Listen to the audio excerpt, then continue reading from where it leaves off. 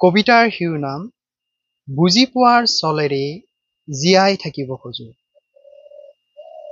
কেতিয়াবা এন্ধাৰ, কেতিয়াবা পোহৰ, চকা মকা কৈ পাৰ হৈ যায় এটি এটি পল। মোৰ অস্তিত্বত সজোৰে কাৰ আত্মপ্ৰকাশ?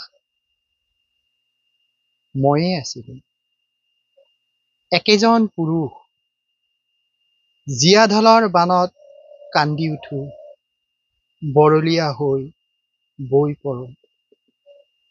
বুজি পোৱাৰ চলেৰে জীয়াই থাকিব খোজো। উজুটি খাওঁ বুকুৰ শূন্যতাত, মিছলীয়া হৈ ৰওঁ, বুজাই বুজেই কাকনো বাৰু কম। মই অৰণ্যম, জীৱন জীৱন পল অনুপল।